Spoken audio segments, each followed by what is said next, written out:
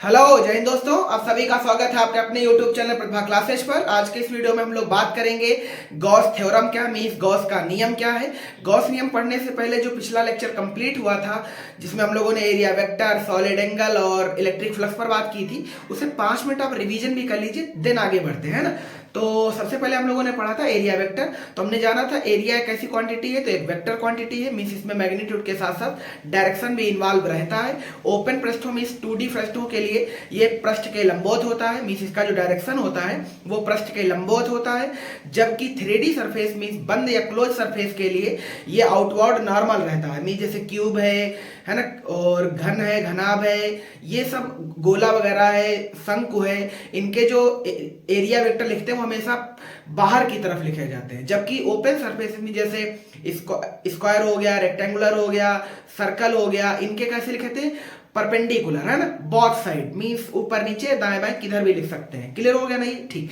इसके बाद हम लोगों ने पढ़ा था इलेक्ट्रिक फ्लक्स क्या है। तो इलेक्ट्रिक फ्लक्स में हमने जाना था जब किसी पृष्ठ को या जब किसी समतल पृष्ठ को इलेक्ट्रिक फील्ड में रखा जाता है तो उससे जो फ्लक्स होकर के गुजरता है वो हमेशा उस पृष्ठ के लंबवत गुजरने वाले इलेक्ट्रिक फील्ड के घटक तथा उस पृष्ठ के एरिया के गुणनफल के बराबर होता है। मीन जो फाई होता है वो vector E dot vector A के गुणनफल के बराबर होता है, मीन वो उसके डॉट प्रोडक्ट के बराबर होता है। डॉट प्रोडक्ट इसलिए भी होता है क्योंकि जो वैद्युत फ्लक्स होता है वो एक अदिश राशि मीन्स वो एक स्केलर क्वांटिटी है, ठीक है ना। उसके बाद हम लोगों ने पढ़ा था सॉलिड एंगल। सॉलिड एंगल में हम लोगों ने पढ़ा था कि जिस प्रकार एक वृत्त की चाप जो होती है वो उसके केंद्र पर एक कोण बनाती है, ठीक उसी प्रकार एक पृष्ठ का जो एरिया है मीन्स उसकी जो बाउंड्री है वो भी उसके केंद्र पर एक कोण अंतरित करता है, जिसे हम क्या बोलते हैं?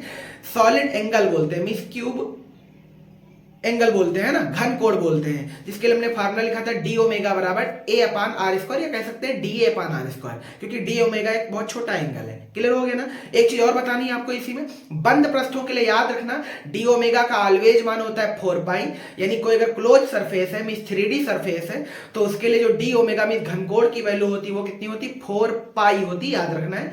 और दूसरी बात, अगर हम कहें सॉलिड एंगल किसी पृष्ठ के बाहर कितना होता है तो किसी पृष्ठ के बाहर घनकोण ऑलवेज 0 रहता है। ठीक, इतनी बातें आप याद रखेंगे तो आज का जो क्लास सेशन होने वाला है ये आपको मजेदार फील देगा, ठीक है ना।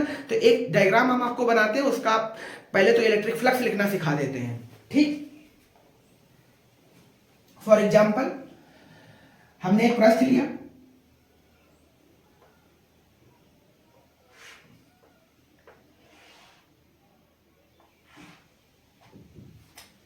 है ना, इसका एरिया वेक्टर ऐसे है, मीन्स ये तल ऐसे रखा तो जाहिर सी बात है इसे एरिया वेक्टर उधर लिखेंगे तो पीछे भी लिख सकते हैं, ठीक है। हम सपोज करते हैं कि यहां से जो इलेक्ट्रिक फील्ड निकल रही है या इस पे से जो इलेक्ट्रिक फील्ड पास हो रही है वो कुछ ऐसे है, कुछ ऐसे। ये जो हमने डायरेक्शन खींचा वो किसका है? इलेक्ट्रिक फील्ड का।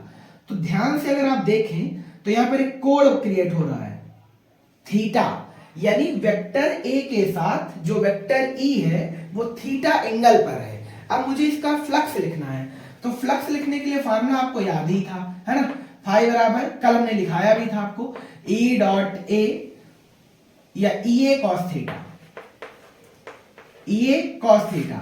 अब इसमें हम और भी अच्छे से जान लेते हैं एक्चुअल में लिखा क्यों जाता है, ई ए कॉस थीटा ही क्यों लिखते हैं, ई ए साइन थीटा क्यों नहीं लिख लेते हैं? तो ध्यान से देखेंगे, हमें याद रखना है जो इलेक्ट्रिक फ्लक्स होता है वो ऑलवेज इस पृष्ठ के तल के लंबवत गुजरता है। पृष्ठ के तल के लंबवत गुजरने वाली जो बल रेखाएं हैं उनकी संख्या की माप को ही हम फाई कहते हैं, ठीक है ना। तो ध्यान से देखो, तो अगर हम इस वेक्टर ई के कंपोनेंट खींचे तो इसका ये परपेंडिकुलर कंपोनेंट है, ये वाला कंपोनेंट कैसा है? परपेंडिकुलर है। तो ये वाले का नाम बोलो क्या रखेंगे? E cos theta. जो परपेंडिकुलर घटक है, कंपोनेंट है, उसका नाम बोलो ई कॉस थीटा। और ये वाला इसका जो घटक है इसका नाम बोलो तो ई साइन थीटा, है ना। जो एक्चुअल में इसका क्षैतिज घटक है बट वो एरिया वेक्टर से लंबवत है ना। मीन्स वेक्टर ई का वेक्टर ए के साथ जो घटक है वही तो आंसर देता है ना। वेक्टर ए के अलावा जो घटक होंगे वो कभी आंसर नहीं देंगे। ई साइन थीटा की डायरेक्शन में वेक्टर ए का डायरेक्शन नहीं है, तो वेक्टर ए का जो डायरेक्शन है वही घटक ही आपको आंसर देगा, मींस विद्युत फ्लक्स देगा, बट ई साइन थीटा आपको विद्युत फ्लक्स नहीं देगा। इसका मतलब ये हुआ कि हम फाई इसका कैसे लिख सकते हैं, फाई लिख सकते हैं यार ई कॉस थीटा, फाई बराबर E cos theta into area vector, है ना। तो फाई बराबर फिर आंसर क्या लिखेंगे, तो इससे बेटर है कि ना ये लिख लिया जाए ई ए कॉस थीटा, इसमें कोई बुराई नहीं है। आप ऑलवेज याद रखना, हमेशा एक जो इलेक्ट्रिक फ्लक्स लिखा जाएगा वो ऑलवेज एरिया वेक्टर के ही से गुजर के होकर जाना चाहिए, जबकि ये वाला कंपोनेंट एरिया वेक्टर से होकर के नहीं गुजर रहा है। इलेक्ट्रिक फील्ड ऐसे है जबकि ये वाला कंपोनेंट ऐसे है, मींस कुछ ऐसे, ये लाइन मान लीजिए इलेक्ट्रिक फील्ड है और ये वाला घटक ऐसे है ना। तो ध्यान दो, तो 90 डिग्री बनना है, कितने डिग्री, 90 डिग्री, और 90 डिग्री में आप सभी जानते हैं cos 90 का मान तो 0 होता है। इसका मतलब इस वाले फलक से या इस वाली साइड से जो फ्लक्स गुजरेगा वो आंसर 0 लाएगा। क्लियर हो गया नहीं? तो ये तो कहानी थी इलेक्ट्रिक फ्लक्स की। आज बात करेंगे हम लोग कि गॉस नियम क्या है। तो गॉस नियम तो एक नियम है, तो सबसे पहले उस नियम को पढ़ लेते हैं और हम कह देते हैं कि उसका कोई प्रूफ नहीं होता है, बट फिर भी प्रूफ करेंगे, है ना। तो याद रखना नियम है, कोई खास प्रूफ नहीं होता, वो तो बाद में ऐसे ही इमेजिनरी बना लिए गए हैं, ठीक है ना। तो ध्यान से समझते हैं गॉस नियम क्या है। तो गॉस नियम एक्चुअल में ये कहता है किसी बंद पृष्ठ से होकर गुजरने वाला विद्युत फ्लक्स उस पृष्ठ में बंद चार्ज का 1/ε0 गुना होता है। फॉर एग्जाम्पल, अगर हम ये कहें एक बंद पृष्ठ है, ये एक बंद पृष्ठ है और इसमें एक चार्ज बंद है, क्यों? तो इससे होकर के जो फ्लक्स गुजरेगा मींस फाई गुजरेगा, वो इस चार्ज का 1/ε0 गुना होता है। यही नियम किसका है? गॉस का नियम, है ना। तो फाई बराबर हम इसे ये लिख सकते हैं Q/ε0, बट याद रखना है गॉस नियम ऑलवेज बंद पृष्ठों के लिए ही वर्क करता है। मींस ये वाला जो Q है एक्चुअल में वो इन चार्ज है, मतलब इसके अंदर जितने भी चार्ज हैं, मतलब इन चार्जों का एक्चुअल में बीजगणितीय योग लिखा होता है ना। तो Q/ε0। फॉर एग्जांपल, अगर हम ये कहें कि एक बंद पृष्ठ ये है, उसमें बहुत सारे चार्ज बंद हैं, +Q1 -Q2 +Q3 -Q4 +Q5 +Q6, है ना। तो इससे जो फ्लक्स गुजरेगा एक्चुअल में वो ये निकलेगा, है ना, सम ऑफ Q net/ε0। किसी को कोई दिक्कत नहीं है, तो समझ आया होगा उम्मीद करते हैं। तो जो गॉस नियम है वो केवल कौन से पृष्ठों के लिए काम करता है? बंद पृष्ठों के लिए। इसका मतलब एक सरफेस कैसा होना चाहिए? 3D। कैसा सरफेस?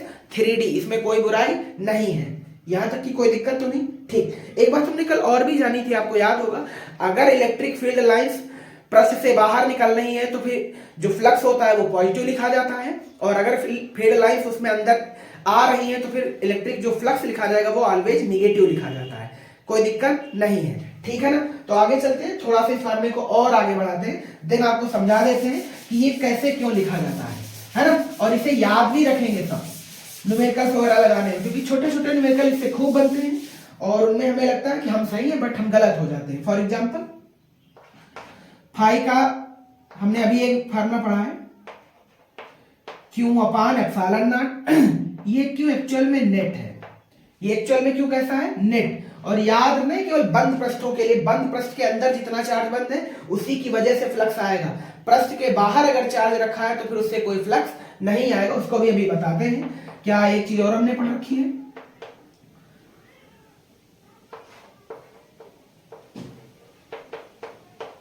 यहां तक की कोई बुराई नहीं है ना। क्या हमने यही तो पढ़ रखा है?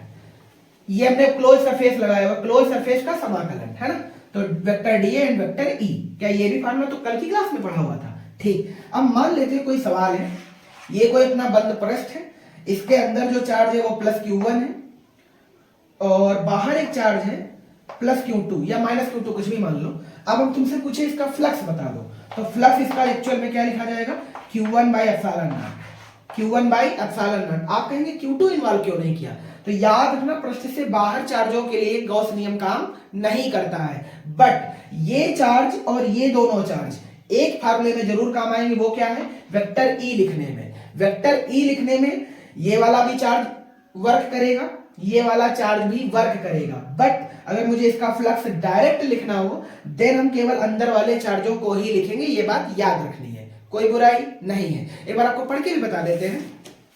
नेट आवेश क्यू इन पृष्ठ के भीतर स्थित सभी धनात्मक तथा ऋणात्मक, इसके अंदर जितने भी पॉजिटिव निगेटिव चार्ज स्थित हैं सभी धनात्मक तथा ऋणात्मक आवेशों का बीजगणितीय योग होता है। और ये जो क्यू इन होता है वो प्लस भी हो सकता है, माइनस भी हो सकता है, जीरो भी हो सकता है, ठीक है ना। और अगला पॉइंट है वेक्टर ई, अभी बता रहे थे ना, वेक्टर ई पृष्ठ के भीतर तथा बाहर स्थित सभी आवेशों के कारण होता है। जो वेक्टर ई इस पे पृष्ठ पे निकालेंगे, सपोज करें इस पृष्ठ पर वेक्टर ई निकालना है तो वो इस चार्ज की वजह से भी निकलेगा और इस चार्ज की वजह से भी निकलेगा। बात समझ में आएगा। Means vector E1 plus vector E2 का सदिश योग के बराबर होगा कौन, वेक्टर ई। क्लियर हो गया ना।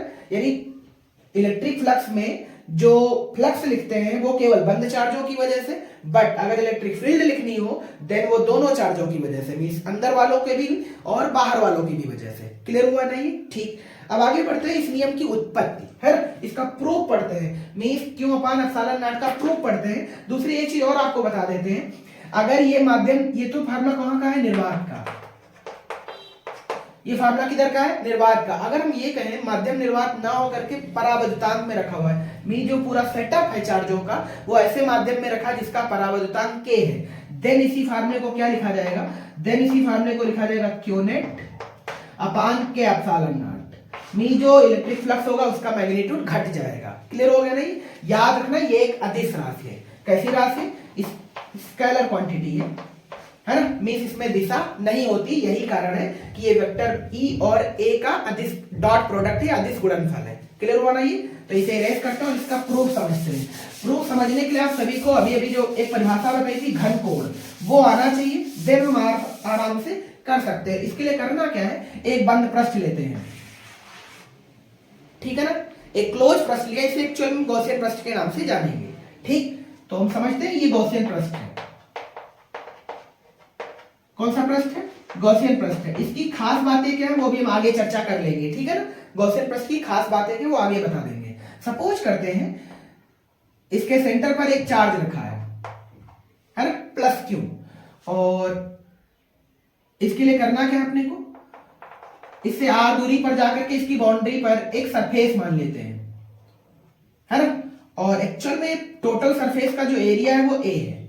इस टोटल सरफेस जिसका नाम हमने गॉसियन पृष्ठ रखा हुआ है, एक्चुअल में इसका एरिया कितना है, ए है ना। हमने इसकी बाउंड्री पर जाकर के एक छोटा सा सेक्शन काटा, समझ में आ रहा होगा। इस छोटे से सेक्शन का जो एरिया होगा वो डीए होगा। अरे डीए वेक्टर बहुत सारे इसमें है। अरे छोटे से सेक्शन का नाम डीए है। अगर हम इसको पूरे सरफेस के डीए का समाकलन कर देते हैं तो देन आंसर अपने को ए मिल जाएगा। क्लियर हो गया नहीं, ठीक। तो हमने यहां से जाकर के आर दूरी पर एक छोटा सा सेक्शन काट लिया जिसका मैग्नीट्यूड कितना है, डीए, और इस डीए का एक्चुअल में हमने इसको ऐसे काटा हुआ है, तो ध्यान से देखो तो ये इसका एरिया वेक्टर उधर है, मींस इसका जो एरिया वेक्टर है वो कुछ ऐसे है, वेक्टर डीए। समझ में आ रहा है यहां तक, ठीक। अब क्या करते हैं, क्या प्लस क्यू की वजह से हम सभी जानते हैं इलेक्ट्रिक फील्ड बाहर होता है, और यहाँ पे एक पॉइंट अज्यूम कर लेते हैं, इस पॉइंट का नाम है पी, ठीक है ना। इस प्लस क्यू की वजह से इलेक्ट्रिक फील्ड किधर, बाहर। सपोज करते हैं वो वेक्टर डीए की लाइन से थीटा कोण पर है, मीन जो वेक्टर ई है कांस्टेंट है, और साथ में इसके साथ कितने कोण पर है, थीटा कोण पर है ना। इसके लिए क्या करें, तो आपको याद होगा क्या इन बाउंड्रियों को हम यहां से मिलाते थे, अरे जब घनकोण पढ़ाया था, है ना।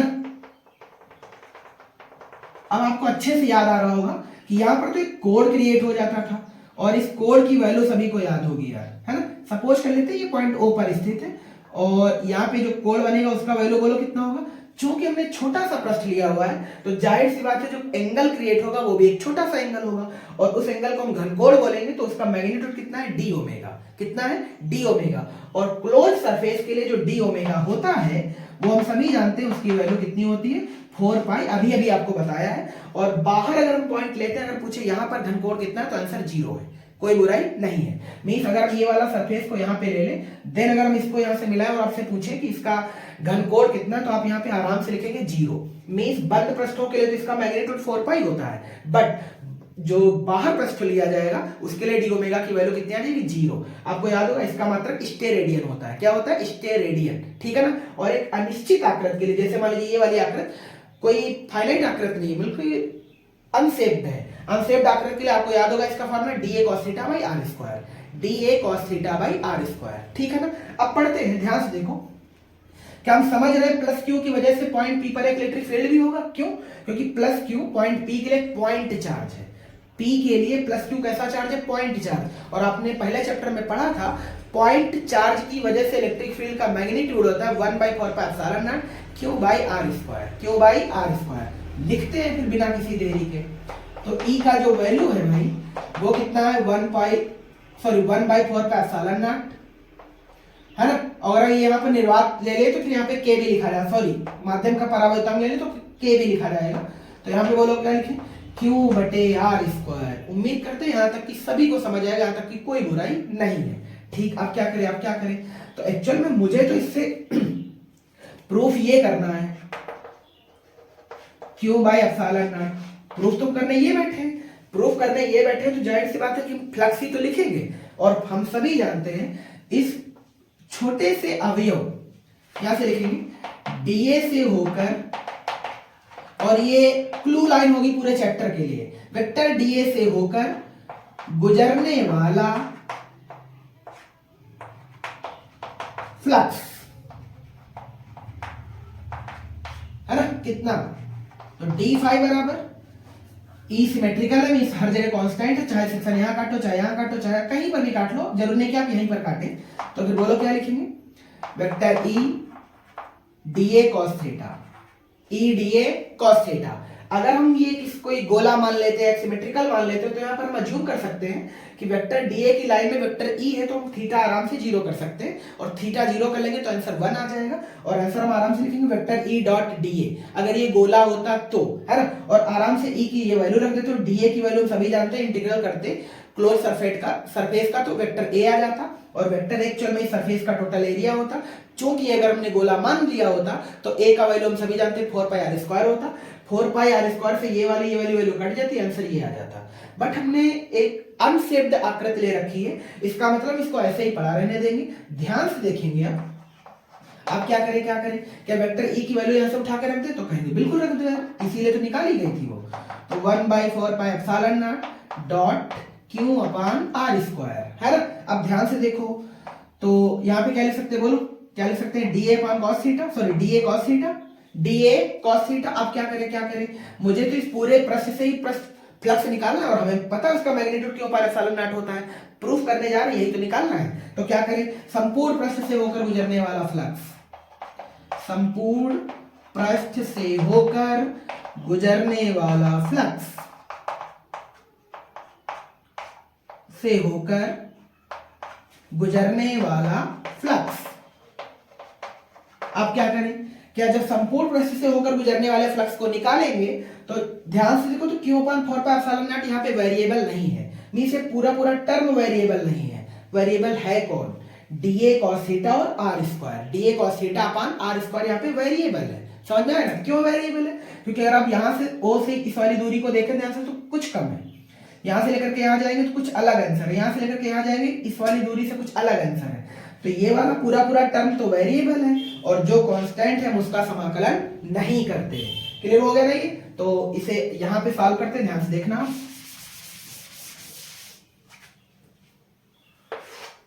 तो क्या लिखें? Integral d phi equivalent q upon 4πε0, q upon 4πε0 close surface के लिए समाकलन लगा दिया। क्या लिखेंगे? तो dA cos theta upon are square. दिख रहा सभी को यहाँ किनारे? बहुत अच्छे। DA cos theta upon are square. अभी एक बात बोल के गए थे, क्लोज सरफेस के लिए DA cos theta upon are square की जो वैल्यू होती है एक्चुअल में वो डी ओमेगा होती है। कितनी होती है? D omega. तो फिर बोलो डी फाइव को क्या लिखेंगे? तो आप कहेंगे फाइव लिख लो यार, बहुत अच्छे। क्यू अपान 4πε0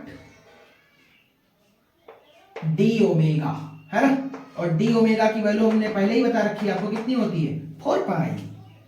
क्लोज सरफेस के लिए कितनी 4 पाई, और ये क्लोज सरफेस ही है, तो फिर बोलो क्या लिखते हैं यार, क्यू 4 पाई एप्सिलॉन नॉट 4 पाई से 4 पाई मर गया, तो फाई की वैल्यू बोल Q upon epsilon not, it's proved. यहां तक की कोई बुराई नहीं है, ये हो गया गॉस नियम का प्रूफ्ड। समझ में आया सभी को? ठीक, कुछ और बातें कर लेते हैं जो आपको आनी चाहिए। वो ये है, अगर क्या ये प्रूफ हो गया, आराम से ले सकते हैं। बंद पृष्ठ के लिए जो विद्युत फ्लक्स होता है वो क्यू का 1/ε0 गुना होता है, ठीक है, वो अपनी लाइन आराम से लिख लीजिएगा। अगला ये कह रहा है, जब कोई आवेश बंद पृष्ठ के बाहर स्थित हो, यहां पे तो चार्ज अंदर है, जब चार्ज अंदर होता है तो हमें पता है आंसर ये आता है, बट अगर हम चार्ज को बाहर ले ले तो हमने पहले भी बता रखा था गॉस नियम बाहर स्थित चार्जों के लिए काम नहीं करता। इसका मतलब बाहर स्थिर रखे चार्जों के लिए जो फाई आएगा, फ्लक्स आएगा, वो ऑलवेज 0 आएगा। कैसे आएगा इस चीज को समझ लेते हैं, ध्यान से देखना सभी। इसे इरेज करते हैं। इस बार हम चार्ज कहां मानेंगे, पृष्ठ के बाहर। अब ये भी जो माना था वो कहां था, पृष्ठ के अंदर। पृष्ठ के अंदर चार्जों के लिए जो फ्लक्स आता है वो क्यू अपान एप्सिलॉन नॉट गुना आता है। बट अगर हम कहें चार्ज बाहर है, देन पृष्ठ पर फ्लक्स कितना जनरेट होगा, इस चीज को समझने के लिए क्या करें, एक चार्ज बाहर ले लेते हैं यहाँ, है ना, प्लस क्यू चार्ज ले लिया हमने, बहुत अच्छे, और यहां पर जाकर के पृष्ठ ले लिया, कोई दिक्कत तो नहीं, ठीक। अब क्या करें, हमें पता है इससे बहुत सारी लाइनें ऐसे गुजर रही हैं,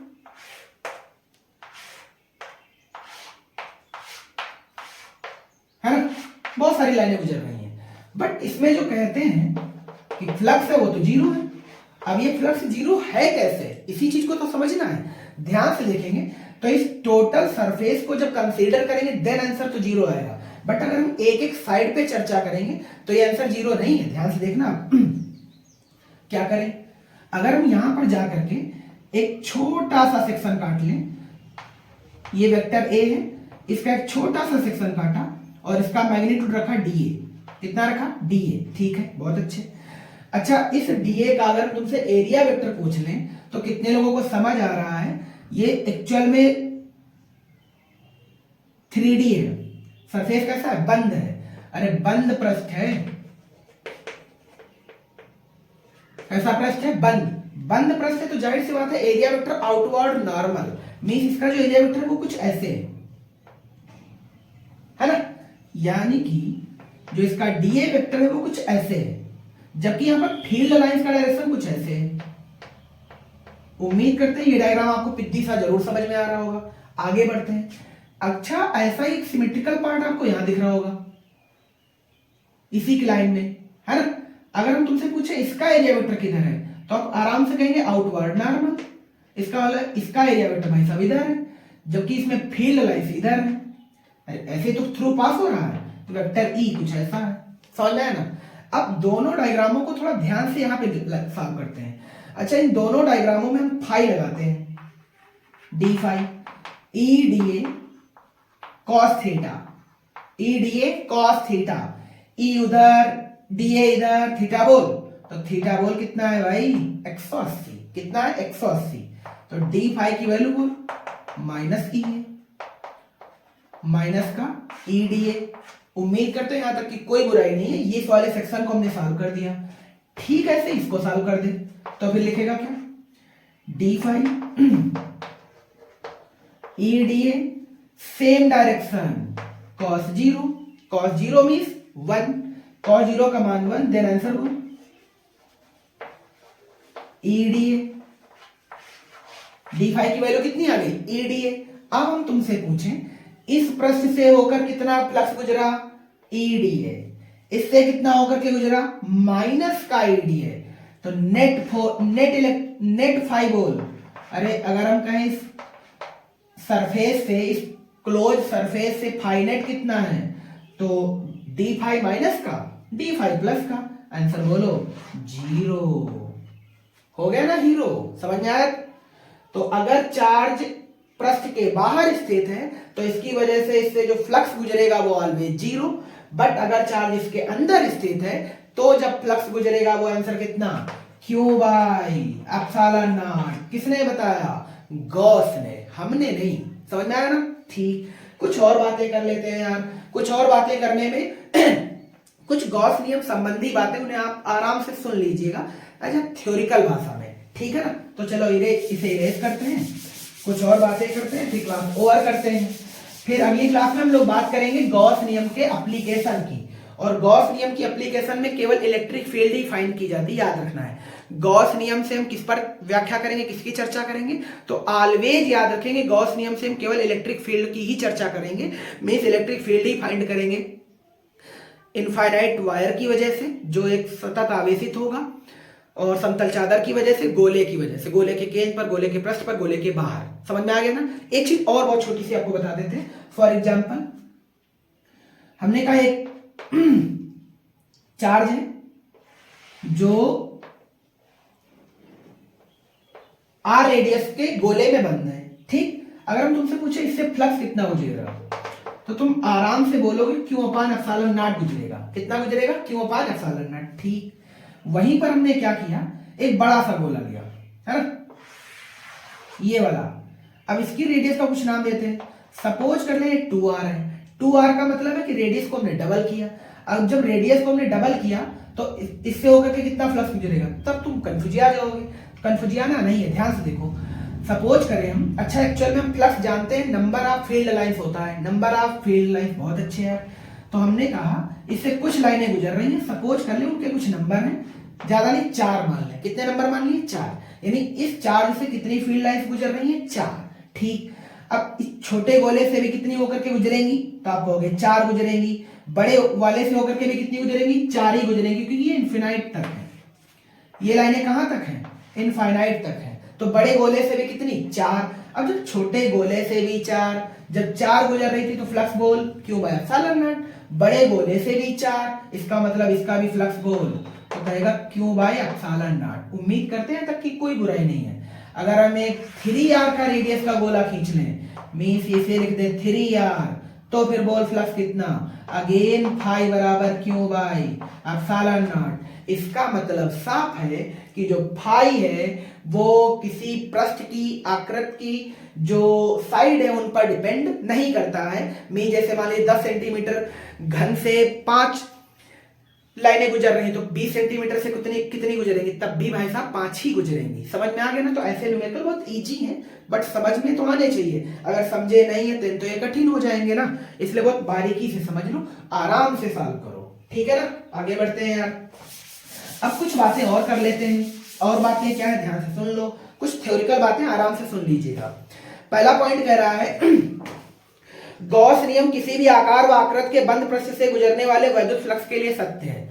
समझ में आया। अगर क्लोज पृष्ठ है तभी ये नियम लगेगा, वरना ओपन सरफेसेस के लिए नियम काम नहीं करता। बहुत अच्छे। अगला पॉइंट, किसी बंद पृष्ठ से होकर गुजरने वाला जो वैद्युत फ्लक्स होता है पृष्ठ के भीतर नेट आवेश के मान पर डिपेंड करता है। मींस प्लस क्यू प्लस और माइनस क्यू उन सभी का बीजगणितीय योग के बराबर होता है। अगला, फ्लक्स का मान बंद पृष्ठ के बाहर स्थित आवेशों अथवा बाह्य विद्युत क्षेत्र पर निर्भर नहीं करता।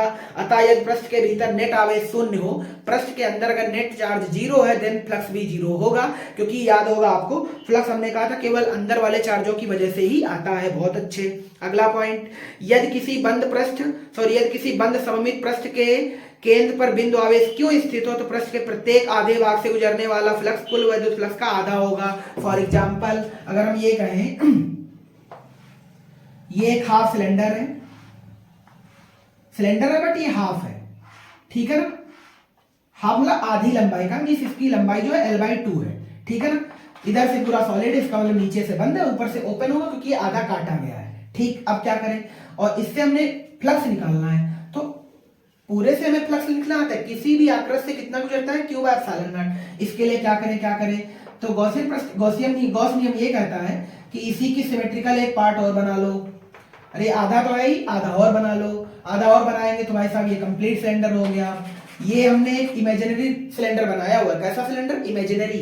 हम सभी जानते हैं अगर यहाँ पर एक चार्ज स्थित है तो इस चार्ज की वजह से जो फ्लक्स आएगा क्यू बाय एप्सिलॉन नॉट आएगा।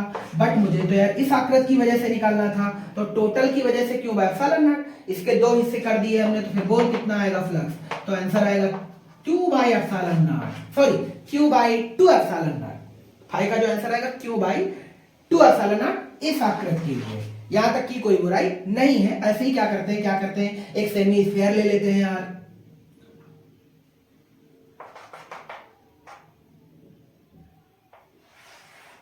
अरे यार छोटा बनाते हैं ताकि बन जाए वो आसानी से। ठीक, ये एक हाफ गोला है ना। ठीक, इस हाफ गोले से जो फ्लक्स निकलेगा वो कितना निकलेगा, है ना। तो यही चीज तो करनी है। तो हम क्या करें, यहाँ पर एक चार्ज स्थित है, इसकी वजह से मुझे फाई निकालना है। तो इस गोले को कंप्लीट मान लेते हैं, इस गोले को मैं क्या मान लेते हैं, कंप्लीट। ये एक्चुअल में गॉसियन प्रेस का सिमेट्रिकल पार्ट है ना। अब मुझे पता है इस टोटल गोले की वजह से जो आंसर है वो क्यू एप्सिलॉन नॉट है, क्योंकि गॉस नियम तो यही कहता है कि किसी भी बंद प्रस्थ से होकर गुजरने वाला फ्लक्स होता है Q by epsilon not, means Q का 1 बाय एप्सिलॉन नॉट गुना होता है। इसका मतलब आधे से बोल कितना निकलेगा, क्यू बाय 2 एप्सिलॉन नॉट। ये किसकी वैल्यू आ गई, फाई की। यहां तक की कोई दिक्कत नहीं है, समझ रहे हो ना, समझ में आया सभी को। तो आधे पार्ट से कितना निकलेगा, क्यू बाय 2 एप्सिलॉन नॉट। ठीक, ये इसी पॉइंट का मतलब था। आगे बढ़ते हैं यार। अगला है कुछ गॉसियन पृष्ठ के बारे में जान लो। गॉसियन पृष्ठ के बारे में कुछ बातें जान लेते हैं। कह रहा आवेश के सतत वितरण के लिए गॉसियन पृष्ठ आवेश के सतत वितरण से गुजर सकता है। तो पहले भाई सतत वितरण क्या उसको समझा देते हैं। अगला पॉइंट एक अच्छा याद रखना है, गॉसियन पृष्ठ को उस बिंदु से होकर गुजरना चाहिए जहां पर इलेक्ट्रिक फील्ड फाइंड करना है। याद रखेंगे, गॉसियन पृष्ठ हमेशा उसी पॉइंट से होकर के गुजरना चाहिए जहां पर इलेक्ट्रिक फील्ड फाइंड करनी है। तो जब कल की क्लास में एप्लीकेशन इसकी पढ़ाई जाएगी, देन हम लोग इस पर बात करेंगे, ठीक है ना। तो 2-3 मिनट और दीजिए मुझे, हम बात कर लेते हैं सतत आवेश वितरण क्या है। तो सतत आवेश वितरण के लिए कुछ छोटे छोटे डायग्राम समझते हैं और फटाफट उड़ा देते हैं, ताकि जब एप्लीकेशन पढ़ेंगे तो कोई बुराई ना हो, सब कुछ अपने को अच्छे से समझ आ जाए। फॉर एग्जाम्पल क्या करें, एक हम यहाँ पे एज अ वायर बिहेवियर ले लेते हैं, ठीक है ना। अच्छा, इस वायर पे आवेश वितरित है, धनावेश ऋणावेश कुछ भी हो सकता है और ये समान रूप से वितरित है ना। तो ऐसे में इसको, इसके जो चार्ज को ऐसे डिफाइन कैसे करेंगे, तो उसको बोलते हैं रेखीय आवेश घनत्व। क्या बोलते हैं, रेखीय आवेश घनत्व। और रेखीय आवेश को किस अक्षर से लिखा जाता है, तो लैम्डा से। इसको किस अक्षर से लिखते हैं, लैम्डा से। तो लैम्डा ये कहता है कि एकांक लंबाई में भरे चार्ज को उस वायर का या उस चालक का रेखीय आवेश घनत्व कहते हैं। मींस लैम्डा क्या कहलाएगा, इसकी लंबाई में भरे चार्ज को ही हम इसका लैम्डा बोलेंगे। तो मात्रक बोलो क्या निकलेगा, कूलाम प्रति मीटर, कूलाम प्रति मीटर, कूलाम प्रति मीटर। यहां तक की कोई बुराई नहीं है ना। विमा अगर निकालो तो इसकी एटी आ जाएगी, बटे में एल आ जाएगा, एल ऊपर चला जाएगा, एल माइनस टी आ जाएगा, कोई बुराई नहीं है। ठीक, अब क्या करें, ये तो हो गया रेखीय आवेश घनत्व। कौन सा घनत्व, रेखीय। अगला बात करते हैं पृष्ठीय आवेश घनत्व की। किससे बात करें, पृष्ठीय आवेश घनत्व का मतलब है किसी पृष्ठ पर वितरित चार्ज, किसी चालक या कोई अगर चालक पृष्ठीय है तो उस पर वितरित चार्ज, ठीक है ना। इस पर जो वितरित चार्ज होगा उसकी डेंसिटी को क्या लिखेंगे, तो उसको लिखते हैं सिग्मा से। कैसे लिखते हैं, सिग्मा से, या ये मान लो कि सिग्मा से लिखेंगे। सिग्मा बराबर होता है क्यू अपान ए, यानी एरिया में भरे चार्ज, एरिया में भरे चार्ज को उस पृष्ठ का क्या बोलते हैं, पृष्ठीय घनत्व बोलते हैं यार। तो ये मात्रक बोलो कूलाम प्रति मीटर स्क्वायर, यहाँ तक की कोई बुराई नहीं है, कूलाम प्रति मीटर स्क्वायर। विमा बोलो L-2 ऊपर चला जाएगा, L-2 TA, L-2 TA। अगली बात करते हैं आयतन घनत्व की, है ना। किसी अगर चालक के बॉडी में जितना चार्ज है उसको हम क्या बोलेंगे, आयतन घनत्व बोलेंगे। आयतन घनत्व का मतलब है, मान लेते हैं कोई 3D सरफेस है, सपोज कर लें गोला है तो जाहिर सी बात है चार्ज इसमें बंद है कुछ ना कुछ। अगर ये चार्ज बंद है तो इसका जो आयतन घनत्व लिखेंगे उसे कैसे डिफाइन करेंगे, तो उसे लिखने के लिए अक्षर है रो। कौन सा अक्षर, स्टाइल वाला P। स्टाइल वाले P को क्या पढ़ते हैं, रो बराबर फार्मूला लिखते हैं Q अपान V। किसी चालक के आयतन में भरे चार्ज को ही उसका क्या बोलते हैं, रो बोलते हैं। मात्रक बोलो क्या निकलेगा यार, तो कूलाम प्रति मीटर क्यूब निकलेगा यार। विमा बोलो L-3 ऊपर चला जाएगा, है ना, क्योंकि नीचे L क्यूब है, L-3 ऊपर जाएगा, L-3 TA, क्योंकि कूलाम की एटी होती है, टीए बोल सकते हैं, कोई समस्या तो नहीं। ठीक, तो इसी के साथ ये क्लास एंड होती है। मिलते हैं नेक्स्ट क्लास में, तब हम लोग बात करेंगे गॉस नियम के अनुप्रयोग की। गॉस नियम के अनुप्रयोग में हम लोग इलेक्ट्रिक फील्ड ही निकालते हैं और कुछ आकृतियां लेकर के इलेक्ट्रिक फील्ड निकालना सिखा देंगे आपको। तो आज के लिए क्लास ओवर करते हैं। थैंक्स फॉर वॉचिंग, जय हिंद।